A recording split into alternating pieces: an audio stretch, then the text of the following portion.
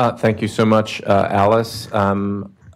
Today, obviously, we are meeting here for a very serious topic, but in another sense, I sort of feel it's a celebration of all the work that you have done over the course of your career. So congratulations to you for helping spur this particular day to happen.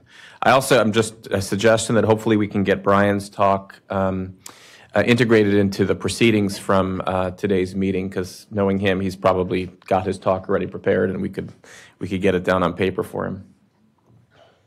So this is a bit of the Monty Python now for something completely different talk, because I'm going to be talking about a construct known as public health literacy, and specifically trying to make the case for how we can, in an integrated fashion, take this opportunity that the Commission report presents us with to harness public health literacy to better the integration of oral health and general health.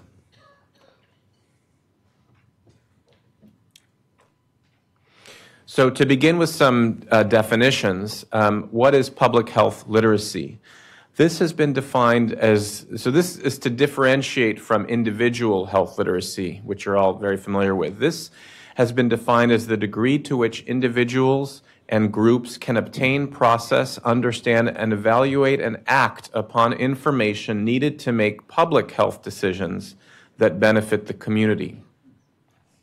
The target populations for these efforts, which are primarily communication efforts, is the general public, not just our patients or our clinicians.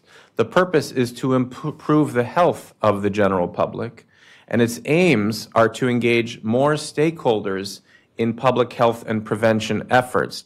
So it's not just the affected few and the clinicians and advocacy groups that we're normally working with, but to expand the number of stakeholders and to address the determinants of health that really drive the burden of suffering and healthcare costs. Public health literacy is a multidimensional construct because it has at its conceptual foundation the socio-ecological model of health, which is something that many people in Europe get, but many people in the United States just simply do not appreciate or believe in. It also requires a certain degree of critical skills and critical thinking so that one can reconcile the difference between what one sees and what one believes and how one explains the world.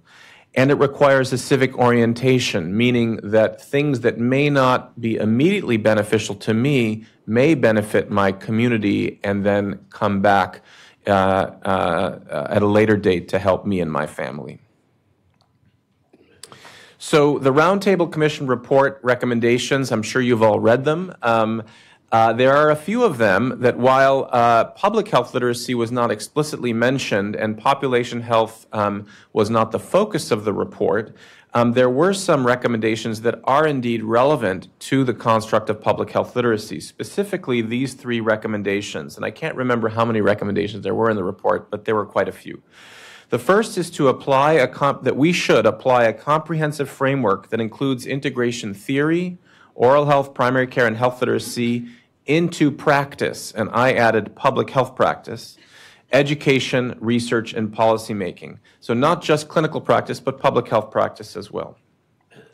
The second was the need to prioritize oral health promotion and disease prevention in integration activities in order to reduce disparities. And the third is to encourage the conduct of studies of the impact of health literacy on integration of primary oral health services into primary care and preventive health services into dentistry.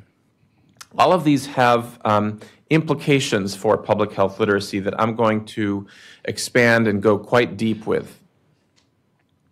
Before I do, since much of the focus of my talk will be on vulnerable populations, because in both the oral health world, the physical health world, and the mental health world, there are very stark disparities in the burden of health based on social vulnerability.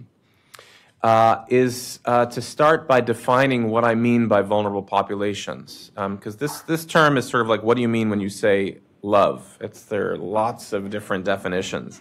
So the definition I like, and I think it's very appropriate for this audience in this talk, is it's an epidemiologically derived definition. And as you know, for those of you who are epidemiologists or pretend to be them, epidemiology is about the study of the distribution of risk in a population and how exposures to those risks can be associated with disease burden. So this is an epidemiologist's definition, which is helpful because it kind of takes some of the politics out of it, but it kind of gets in on the back door.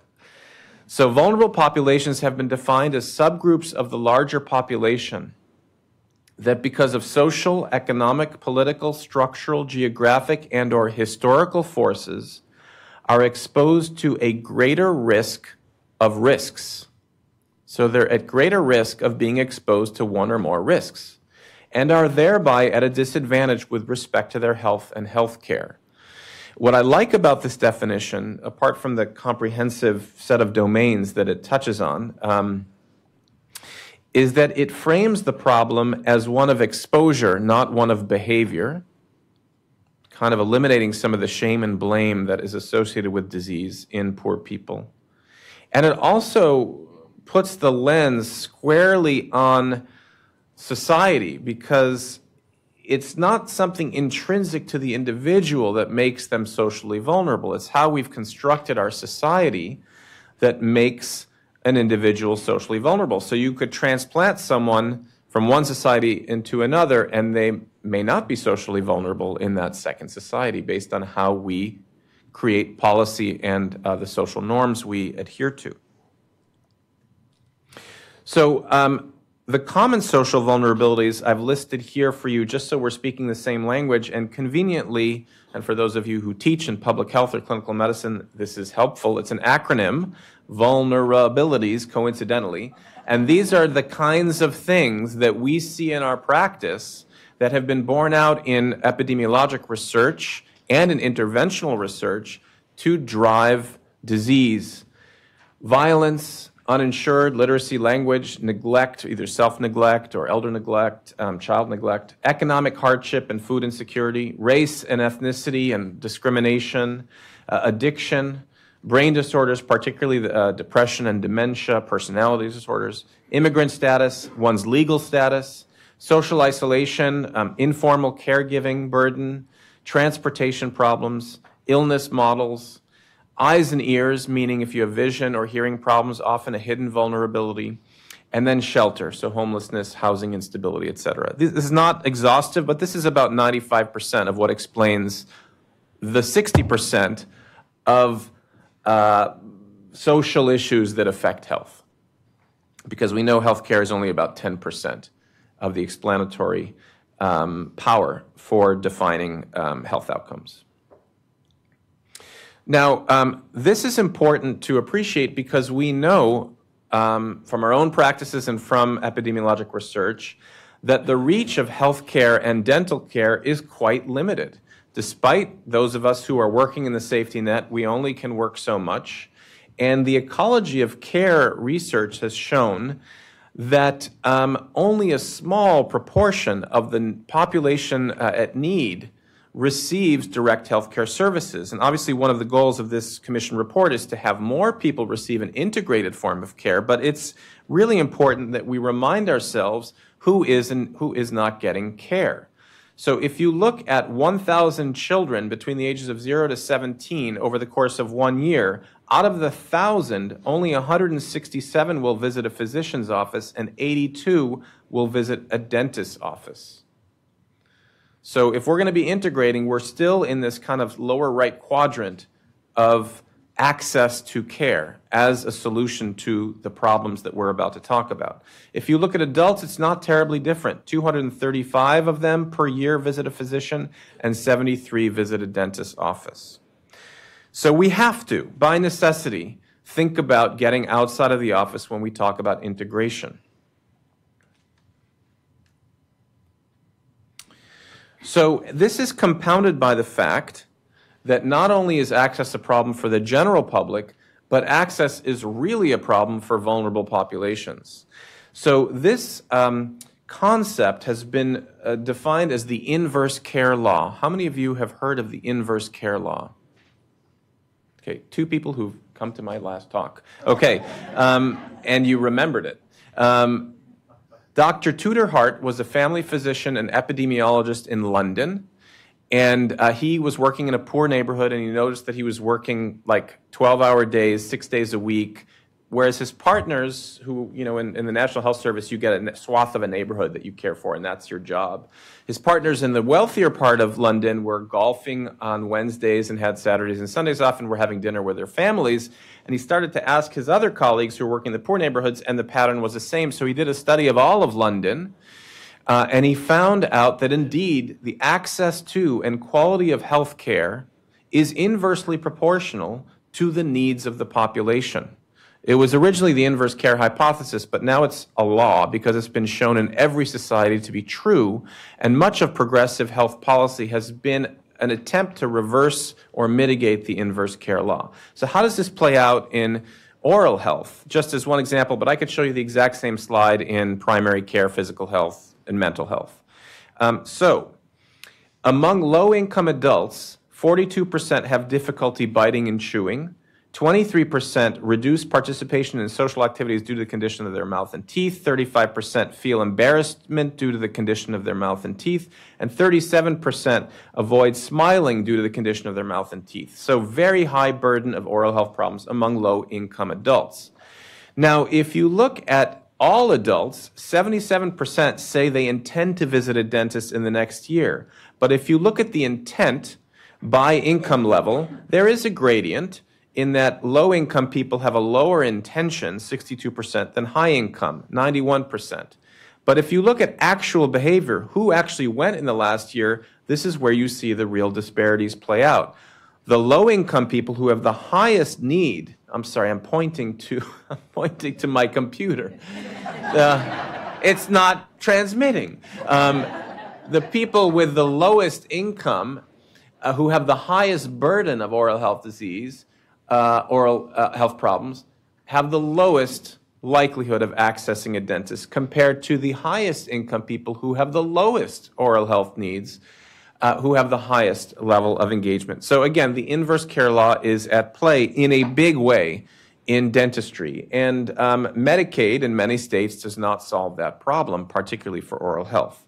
Nor does it for physical health because of low reimbursement rates, but it mitigates the problem. Now, given that individual health care is expensive and often not accessible, Tom Frieden, the former director of the CDC, and currently having some legal problems, I understand, did create something called the Health Impact Pyramid, which was his excellent model of how are we to improve the health of society, health of Americans. And he created this pyramid in which the bottom base of the pyramid represents those activities that have high population level impact, whereas those at the tip have a high effort needed to improve individual and population health. So, argument being that we should focus our efforts, if we want to improve the public's health, on the bottom 3 rows. Or what do you call those things in a pyramid? The bottom 3 foundations, whatever. Obviously, the bulk of the report that was commissioned has focused on this part of the pyramid, and it's an important part of the pyramid, but I would like to spend the rest of my talk focusing on the bottom 2 in particular and touch on the third, middle one.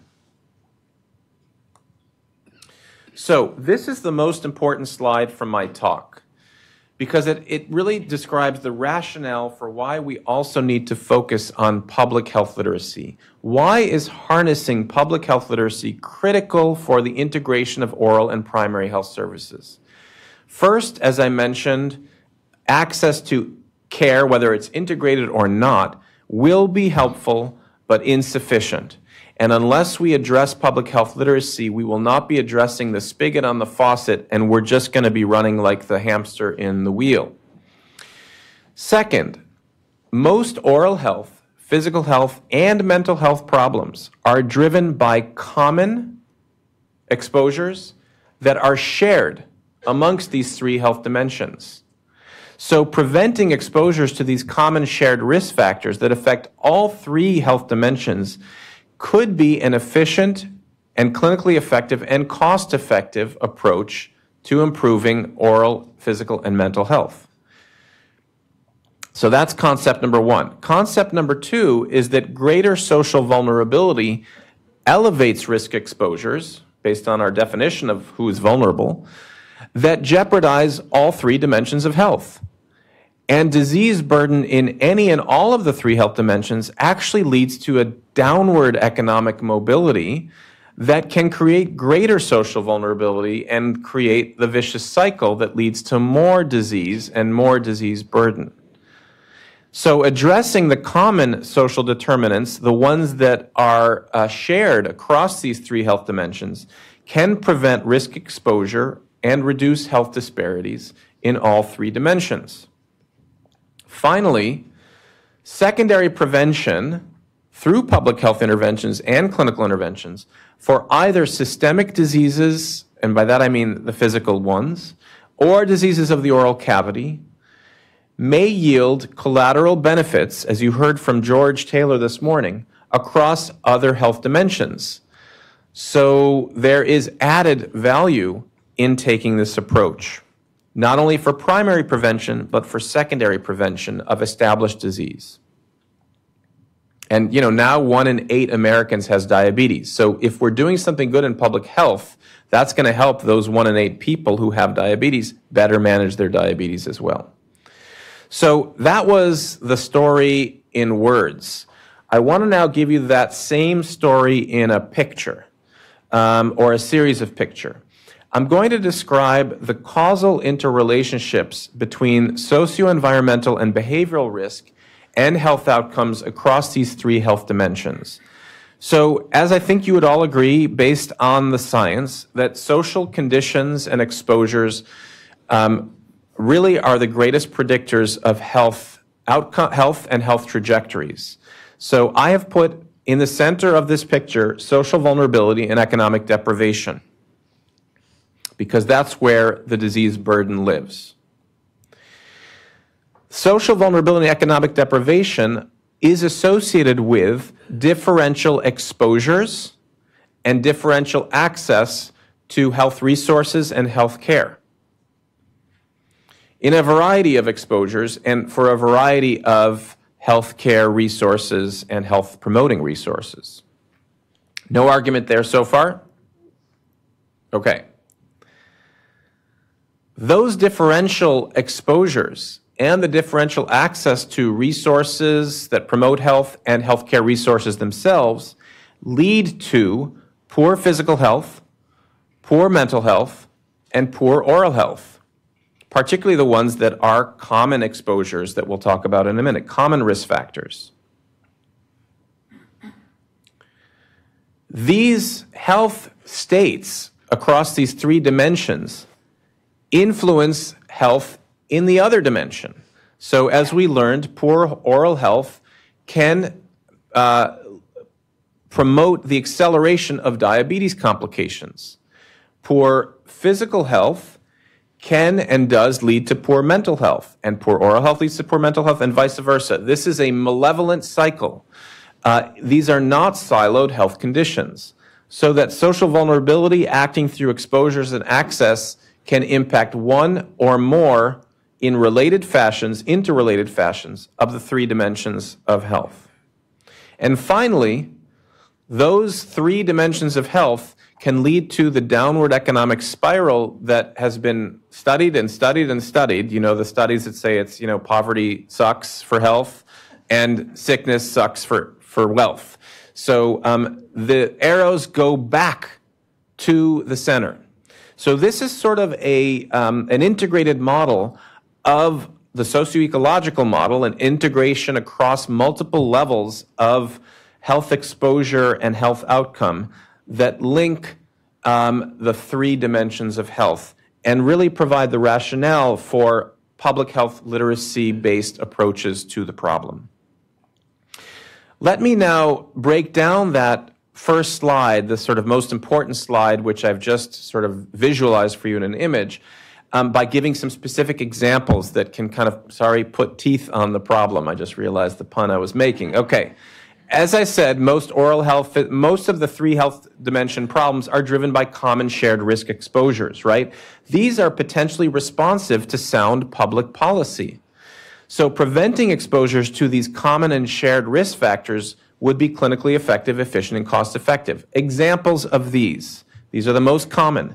Diet, specifically added sugars and sugar-sweetened beverages, we know is the leading cause of caries, diabetes, cardiovascular disease, obesity, and depression. Now here, it's depressed people who drink more added sugar, but it leads to more, diabetes and you get depressed, and tooth decay and you get depressed. So diet is a hugely important shared common risk factor. Unfluoridated water obviously can lead to tooth loss, which can lead to malnutrition, which can lead to poor dietary quality. And also we know that people with tooth loss have high rates of anxiety disorder. Tobacco, I don't have to talk about how tobacco is important to the three dimensions of health. People with depression and schizophrenia are much more likely to smoke as well. And obviously there are systemic cancers, oral cancers, and a whole host of other diseases that result from tobacco use, whether chewed or smoked. And lastly, excess alcohol use can lead to oral cancer, of course, liver disease, cardiovascular disease when used in excess, and other cancers outside of the oral cavity. So these are very, very common epidemiologic risk factors that are concentrated primarily in socially vulnerable populations for reasons that shouldn't be surprising to you. Let's drill down here to talk about sugar-sweetened beverages and how this plays out. This is the story of the upside-down tea, and it's a story about my city, San Francisco. So this is a map of San Francisco, and in red is the upside-down tea. And this is a map of the percent of the soda expenditures by neighborhood in comparison to national rank. And the darker the color, the more likely you are to be in the top 80th percentile nationally of daily sugary beverage consumption. And as you can see, in San Francisco, the concentration of soda consumption is in this upside-down tea. So just a geocoded map. Now let's look at the public health literacy story behind this. This is the map of San Francisco by income. And in yellow are incomes of $10,000 to $27,000, and in light green is $27,000 to $41,000 for the family. Now, I don't know if you've been to San Francisco recently, but you can't really live on this income in San Francisco. It is the same upside-down tea as the tea we saw with soda consumption. Low-income populations are targeted for and consume more sugar-sweetened beverages. The diabetes hospitalization rate in San Francisco, the same upside-down tea. These are hospitalizations for amputations, end-stage kidney disease and dialysis, coma, really bad things. All right, this isn't just like the person had diabetes and was there for pneumonia. The differences by neighborhood are tenfold in this city. So where I live in the inner Richmond, here is 1/10 the hospitalization rate for emergent diabetes as it is in the tea. And then lastly, if you look at caries experience in San Francisco kindergartners, there's the upside-down tea. This is comparing, again, let's look at my neighborhood in light green. 20 to 29% of the kids in my neighborhood have caries in kindergarten as compared to 40 to 58 in the upside-down tea. So 2 to 3 times the rate of caries in kindergartners. In a really good city that's doing a lot of good work because of Jane Weintraub's contributions with fluoride varnish, etc. So this may be a best-case scenario. So this is how you see how social vulnerability interplays with behavioral exposures and disease outcomes for oral and systemic health. Now, what does this all mean, and how does it play out in terms of integration? So you may know that we have had efforts in the Bay Area to tax sugar-sweetened beverages. And here is my daughter at the press conference with the mayors of Oakland and San Francisco. See the great things I get to bring her with, too? And she's like, Dad, do I have to go? I'm like, yes, you have to go, and you have to wear the T-shirt.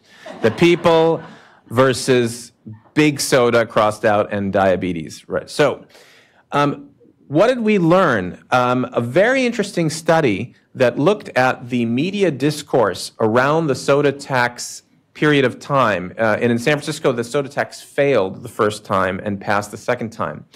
Journalists, tax advocates, and others in media stories most often connected sugary drinks to obesity and diabetes. Oral health was mentioned only 2% of the time. Though caries are the most prevalent chronic disease, diabetes was discussed 17 times and obesity 19 times more frequently than oral health consequences. When oral health appeared, it was mentioned in passing or listed among other chronic diseases just as sort of a throwaway. So we need to build into our communication, public health communication and advocacy efforts, a more integrated set of messages. We have been doing work with physicians and dentists to build these skills in something called the Champion Provider Fellowship, run out of UCSF and funded in part by the California Department of Public Health and, of all things, the USDA. We're building skills for policy systems and environmental change. This is getting out of the office and changing structural policies, environments, and systems. And we believe it's a model for harnessing the clinical community to advance public health literacy for both oral health and general health. We have 78 current Champion Provider Fellows. These are not like young fellows. These are people out in practice in the real world, many of them for a long time. Of the 78, 10 of them are dentists. Now, sticking with sugar-sweetened beverages and policy and public health literacy, the city of San Francisco, in part supported by some of the young people who are part of the Bigger Picture campaign that I'll talk about in a minute, the Board of Supervisors passed an ordinance, the first ordinance in the world, to require and mandate warning labels on advertisements for sugary drinks. And the warning label says, warning, drinking beverages with added sugars contributes to obesity, diabetes, and tooth decay. This is a message from the city and county of San Francisco. This was to go into effect in 2016. This was a major, major public health ordinance. The industry, the American Beverage Association and the American Billboard Association, did you know they had one? Claimed that such a warning infringes on their constitutional free speech rights as its content is false, misleading, and scientifically controversial.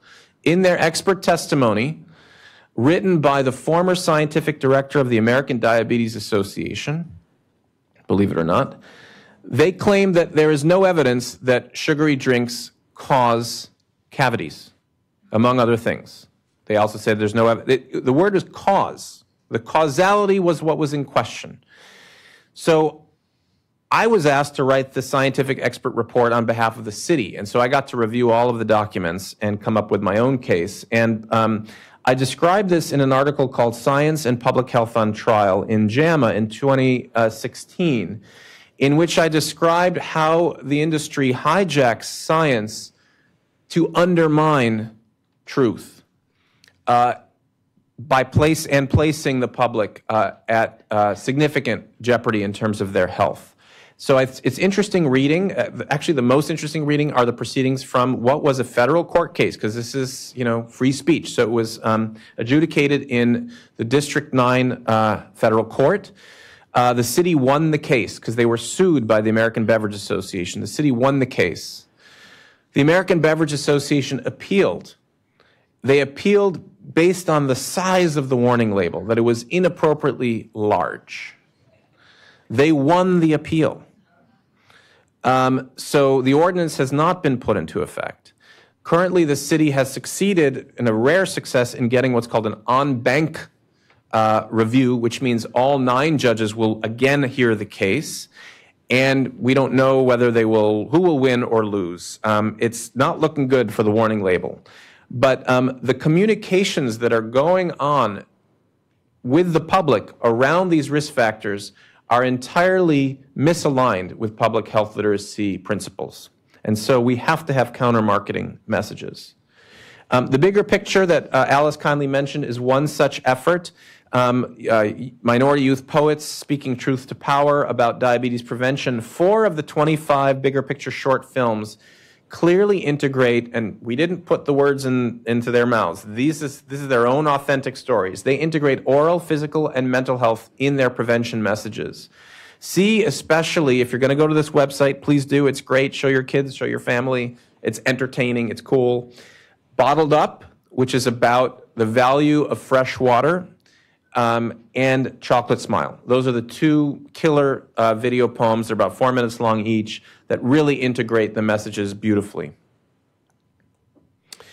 Let's switch now to another exposure that disproportionately affects vulnerable populations and oral health, and that is non-fluoridated water. So is bottled water good for your teeth? Now, if you're not in the oral health profession, please raise your hand. Okay, only you are allowed to answer this question, and you can't talk to your friends. On a scale of, no, that's a scale, I can't do, I gotta do hands up. Who thinks bottled water is neutral when it comes to oral health? Raise your hand. Okay. Who thinks bottled water can be and is good for your oral health? Raise your hand. Who thinks it's bad for oral health? Raise your hand. Okay, very few people raise their hands at all, which is how I was. I'm like, I don't really know. Like, someone must have thought of this and thought about the public health, right?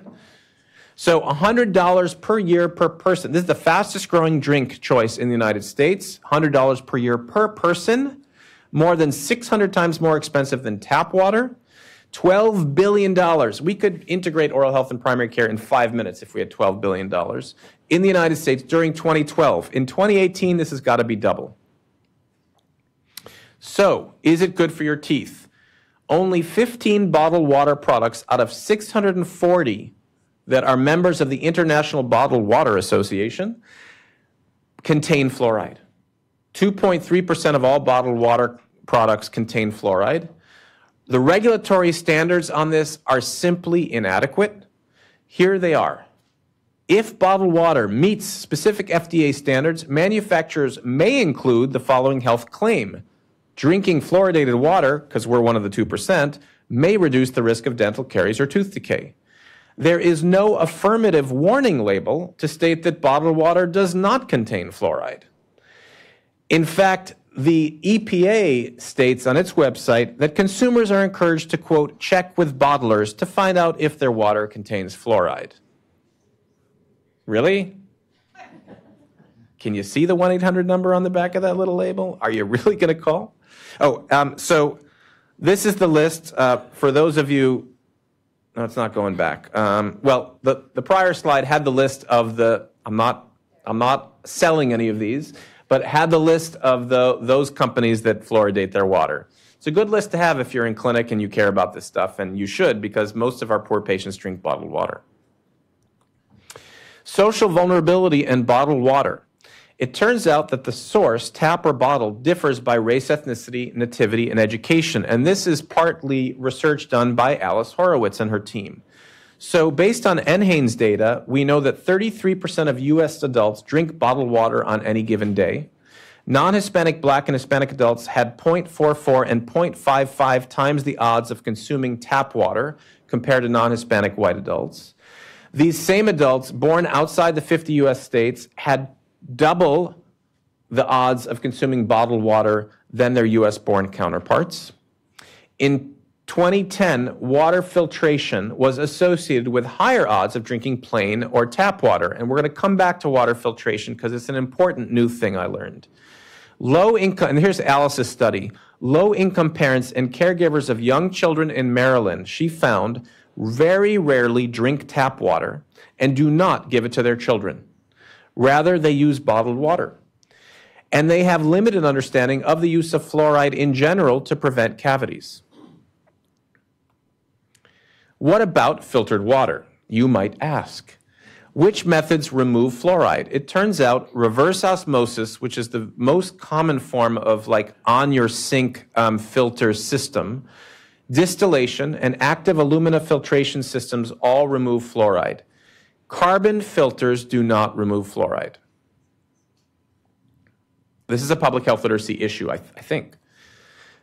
Where does fluoride varnish fit in? Jane Weintraub, yay, 2006, the Journal of Dental Research. Where does it fit in Frieden's pyramid? Well, I think it fits in right here, right in the middle. It's a long-lasting protective intervention, like a vaccine. You can get a vaccine at Walgreens. You don't have to go to the doctor to get a vaccine, right?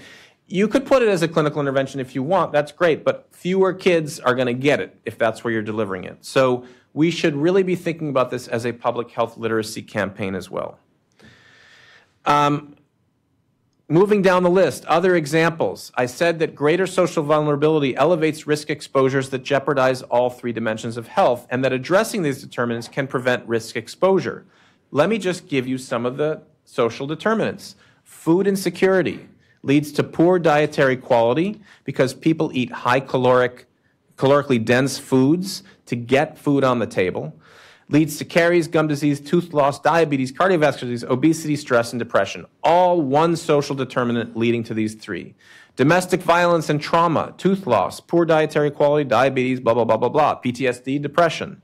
Low educational attainment, limited health literacy leads to high soda consumption. It has been estimated that when you compare low literacy to high literacy consumers, the difference is 240 calories of soda a day. That is the different intake between low literacy consumers. It's a supersize Dr. Pepper per day, just by virtue of your health literacy. Obviously, implications for health therein.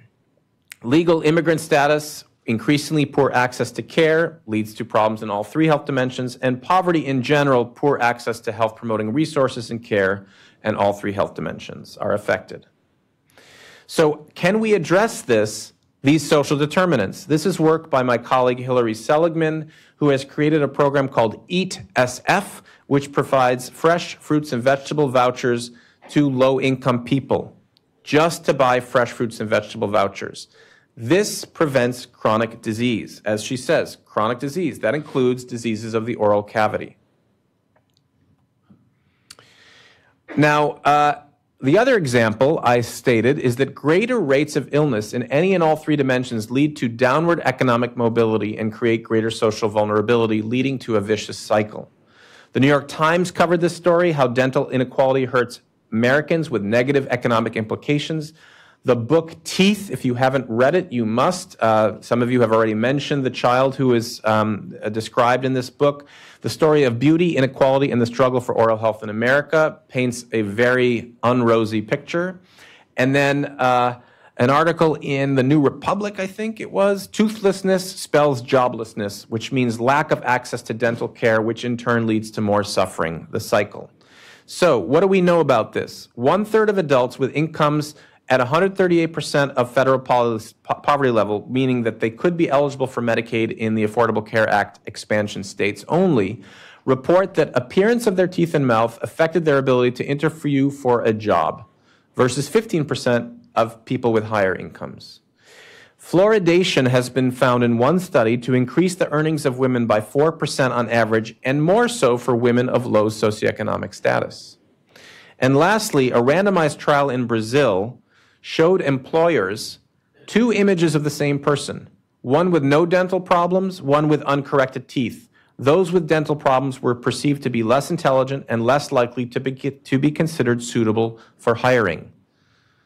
So getting back to the center of that conceptual framework of amplifying social vulnerability. Finally, secondary prevention. And I'm going to use really the example that George used, which is diabetes, to talk about the interactions between diabetes, periodontitis, and depression, and how from a public health standpoint, integration makes sense. Hyperglycemia negatively affects oral health, increasing risk of periodontitis by 3 and other oral health problems. And severe periodontitis has been shown to negatively impact glycemic control and lead to inflammatory responses that accelerate diabetes complications of heart attacks and kidney failure specifically. Treatment of gingivitis can improve glycemic control. And of course, treatment of diabetes can improve oral health. Both tooth loss and diabetes are potent triggers for depression. Depression treatment improves oral hygiene and diabetes control. The costs and disability related to the excess care for dental and diabetes complications have severe economic consequences, and they should be a research question. Jane, when you ask that at the end of the day, this is a research question, because it can lead to stress, depression, and a downward income mobility and poverty. So the economic consequences are direct and indirect, but largely unstudied. And if we are going to make a public health literacy case for integration, we need to make the economic case. How does it affect every American's pocketbook, either in their taxes or their out-of-pocket expenses?